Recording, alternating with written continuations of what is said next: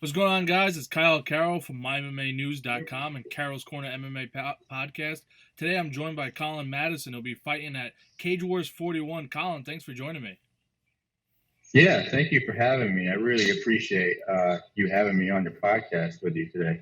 Well, I appreciate coming on. You're going to be fighting against Waddle at the Cage Wars 41 at Rivers Casino and Resort in Schenectady, New York. Tell us a little bit about this fight coming up.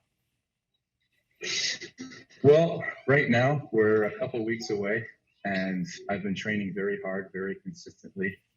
And I'm just looking to do my best out there and give everyone a show. Tell us a little bit about yourself, your record, and your background in fighting. So, as mixed martial arts as a whole, I started when I was 14 years old, 2011. So I've been going on for about 8 years now, consistently. Okay. And it started, my base is mixed martial arts. Yeah, pretty much just that. I'm 22 years old. I'm 2-1 in MMA and 2-0 in kickboxing.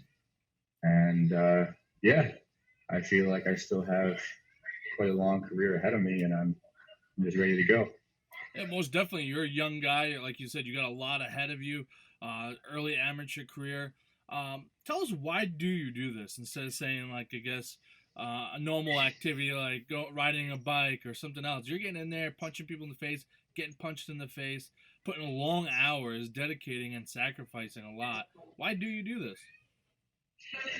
You know, that is it's a very complex question for me to answer, and I honestly ask myself that a lot.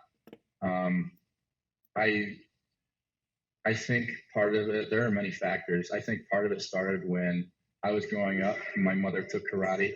Okay. Watching her kind of inspired me to start. And I was always watching martial arts movies growing up. Bruce Lee, Jet Li, Michael Jai White, I mean, you name it. Donnie Yen.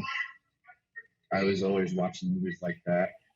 And part of it, too, is I have never found anything that has made me feel this sense of empowerment. I can test myself. I test myself every day, and I'm pushed by my teammates.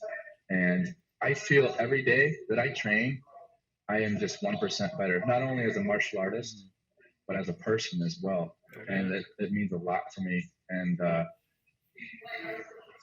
just spiritually, mentally, and physically, it's for the lack of a better term, it's a drug. And I love it. You adopted the lifestyle. What's that? I'm sorry. No, that's fine. You adopted the lifestyle of, work, training hard, dedicating yourself to the gym, eating healthy, mentally focused. Yes, absolutely. Mm-hmm. Well, tell us a little bit about what it's like to get in there. Do you get nervous right before a fight? Have you got nervous in the past? Do you get nervous now? Whenever I see the poster come up on social media, that's when I'm like, okay, now it's official. You know what I mean? So, but every single day leading up to the fight, whether it's official a couple months before or whatever, I always I visualize myself just riding up to weigh-ins, every second, every detail. I visualize that day in and day out. Even when I go to sleep, it never leaves my mind. And I allow myself to feel that nervousness. I embrace that feeling. And I focus on my breathing. Every time I feel that nervousness, I just breathe it away. And then when I'm in the cage, I've prepared for this, and I feel myself more confident than I've ever felt every time, and it grows. Because I allow myself to feel these emotions, and I don't try and push them away, if that makes sense. Just hearing how you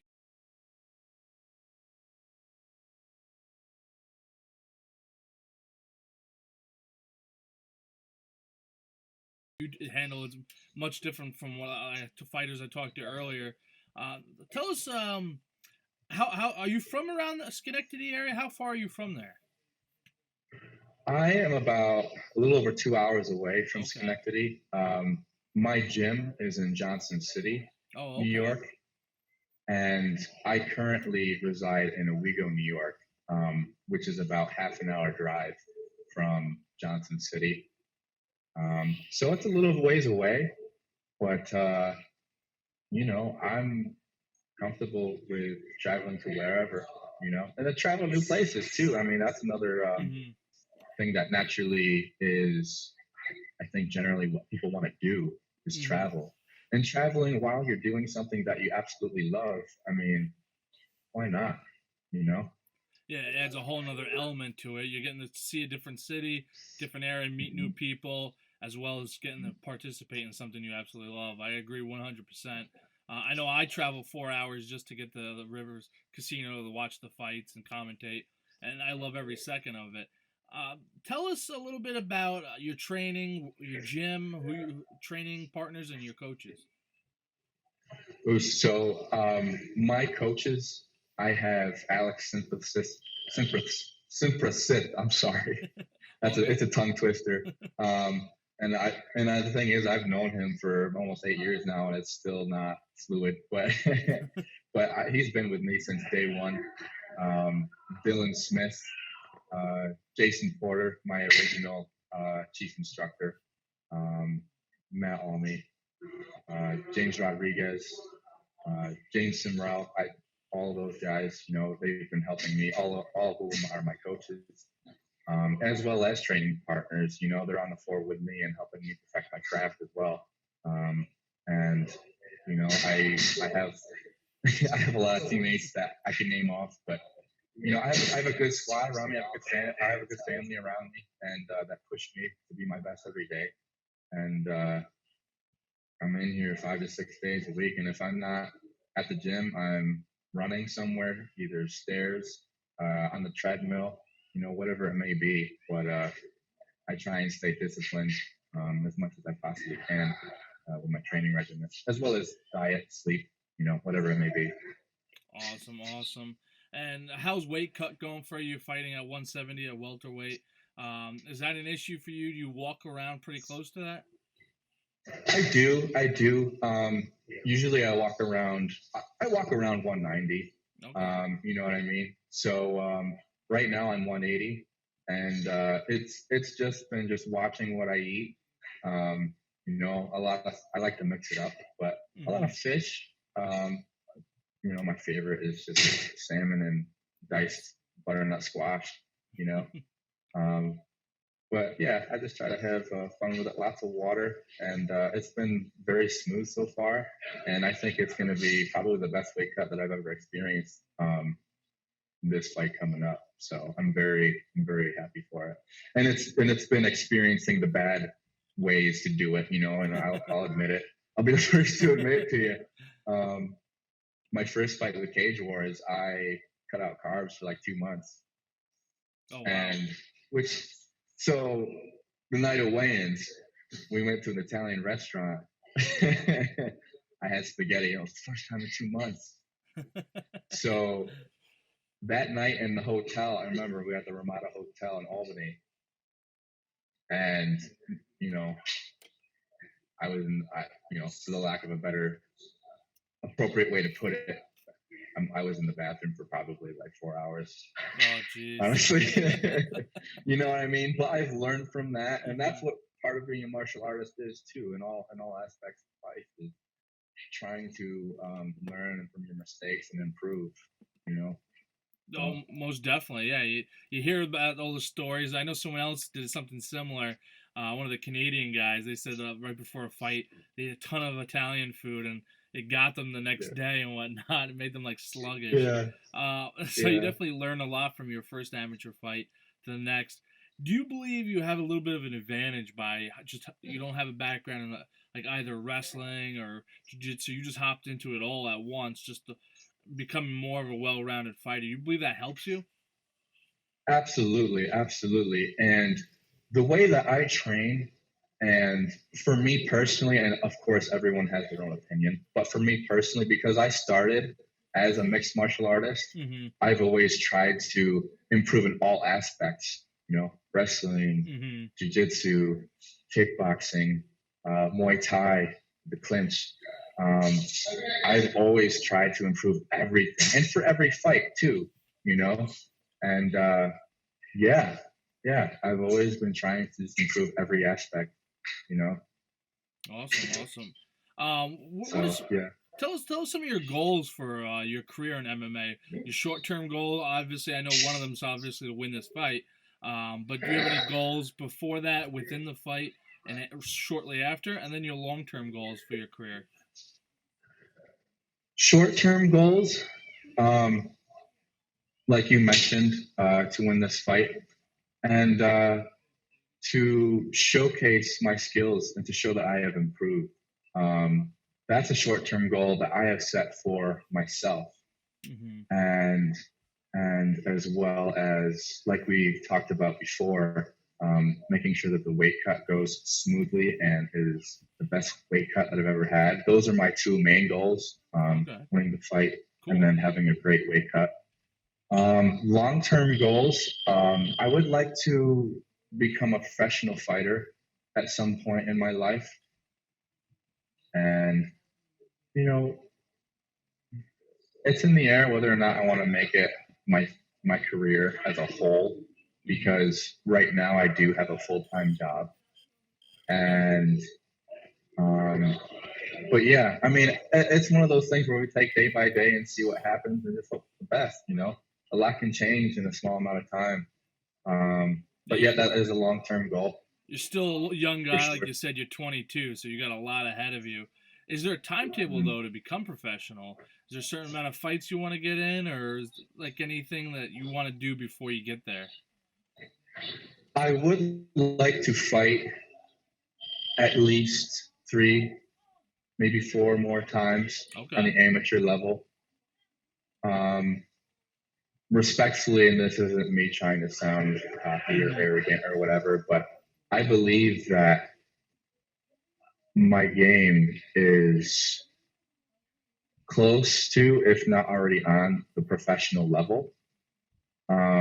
But I want to take my time because, like you mentioned, and like we talked about before, I'm 22, Mm-hmm. and I'm just not the type of person to try and rush things. You know, and if I do, I try and learn from those mistakes. And yeah, maybe within the next couple of years, I'm thinking maybe when I turn 24, maybe 25, I'll try and turn professional, and see how it goes from there. Cool. Yeah, no, I always like to ask that question because a lot of people like to rush into it. Some like to take their time. It's just curious to always hear how everyone likes to approach the professional level. 'Cause like they say, once you turn pro, your record's with you for life. Amateur just disappears, but pro sticks with you. So, I think it's a Yeah. different, important animal to kind of tackle and tackle it wisely. Tell us a little bit about some people that inspire you and motivate you, or things that you do that inspire you. Yeah, absolutely. I'll give a great example of inspiration. My mother, um, and she she deals with chronic regional pain syndrome. And what that basically is her central nervous system is essentially, it doesn't work, it's broken. Oh wow. And you know, lumbar disc disease, fibromyalgia. Uh, when your feet fall asleep and Hmm. it's like you're walking on pins and needles. That's it for her every single day. Oh wow. Um, so, and she's on long-term disability, and it's hard, man. It's hard. But whenever I'm fighting, or whenever I got something going on in my life, who's right next to me is her, and it's quite hard for her. But she's there every step of the way, and she's always supporting me and motivating me. And when days are hard, she just says, "You got this, baby." Hmm. You know. So she's a huge inspiration in my life, as well as my father, you know, and same way, same way with him. You know, he's just like, you got this, buddy. You know, keep pushing. And outside of family, The Rock. Rock Johnson. Yeah, Dwayne The Rock Johnson, the Brahma Bull. And he's just the way he carries himself and the way he presents himself. And you know, one of his quotes is trying to be the hardest worker in the room, trying to outwork everybody. And that's just kind of how I reprogrammed my mind to be. Like, you know, I take a lot from him. And as far as fighting goes, a lot of my style and my technique comes from the style vendor, Israel Adesanya. Okay. I've been watching him. I watch film on him almost every day, and I try to implement, you know, his style. Not fully copy it, but some of the concepts that obviously he uses to win his fights. And you know, and he's, because I'm 6'3", you know, and he's 6'4", and he has that. We both have that like lanky style, and he utilizes his length so well, and so he inspires me, you know, whenever I'm training as well. So yeah, and of course all my family and friends too. You know who you are. It's hard to name them all. But you know, it's one of those things where it's an individual sport, but I didn't get here by myself. You know, if it wasn't for my family and friends, and you know, Dwayne The Rock Johnson, I wouldn't be here, man. I wouldn't be here. You know what I'm saying? So for sure. You know, yeah, and I just feel very grateful and very blessed. You know, if it wasn't for them, like I said, I wouldn't be here today. So. Awesome. I like to ask a lot of fighters, what's one thing about you that nobody knows, but you'd like to share with everyone? That's a really good question. I've had black belts in jiu-jitsu tell me they can't ride a bike, someone can't swim. There's a lot of interesting things that people like to cook. There's a lot of random things I've learned about a lot of people. It's interesting.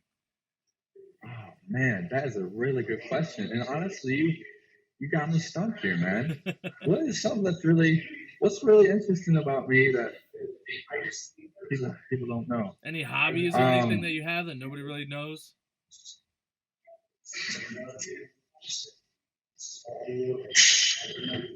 You know what? And this is low key, and I don't tell people this a lot, but I love to sing. Okay. I love to sing, and I may not be the best at it, but your boy listens to a lot of Frank Sinatra nice. You know, Elvis Presley, Bryan Adams. I mean, there's a lot of other artists too, but I really enjoy singing, and I think it's kind of just like a fun hobby to do, but I think it might be something that I want to turn into, not so much of a profession, but a more practiced and professional hobby, as in I go and take lessons and stuff like that. You know what I mean? All right, cool, nice. So, yeah. Some good music though. You named Elvis, Sinatra. You can't go wrong there. Tell us what we can, as fans, what we can expect from this fight coming up. Expect relaxed, funny, easygoing, but focused. Colyn Madison. I was given the name Ghostwalker for a reason, and I take that seriously as well. But at the same time, you know, as a martial artist, I'm not in there to kill. I'm in there to be accurate and pick my shots and not exert more energy than I have to, be technical. And I plan on outworking my opponent respectfully and just having fun with it, man. You know, go to work, but win, lose, or draw, give it my all, see what happens. And that's it. Awesome, awesome. Well, I'm excited to see this fight as well. I've had the luxury of commentating alongside Will Barry, so I'm pretty pumped to watch you get in there and fight. Uh, any last words you want to throw out there? Anyone you want to recognize? Any words towards your opponent you would like to shout out? To my opponent, nothing but love and respect, man. You know, no hard feelings. It is what it is. Um, but you know, this is what we do, and we're here to compete. And you know, like I said, whatever happens, happens. Nothing but love and respect. Mm-hmm. You know, it is what it is. Um, to all of my friends and to all of my family, thank you so much for being here on my journey. And I love each and every one of you. Um, and you know, to whoever else is listening to this, um, might sound corny, but whatever you're gonna do it big, man. Have dreams. Definitely. And this right here is one of mine. So and I think we're making progress here, and I'm inspired, I'm motivated, and I love this, and I'm ready to go. So thank you. Awesome. Well, Colyn, I appreciate you taking the time to hop on. Wish you the best of luck at your fight at Cage Wars 41, which takes place April 6th. And ladies and gentlemen, if you can't get tickets, make sure you stream it on cagewarsny.com. You'll have the luxury of hearing my horrible voice along with Will Barry, and you'll see some amazing fights. I guarantee you that. So, Colyn Madison, best of luck, and I'll see you then. Thank you so much, Kyle. I appreciate it. This is Carroll's Corner MMA podcast, and we're out.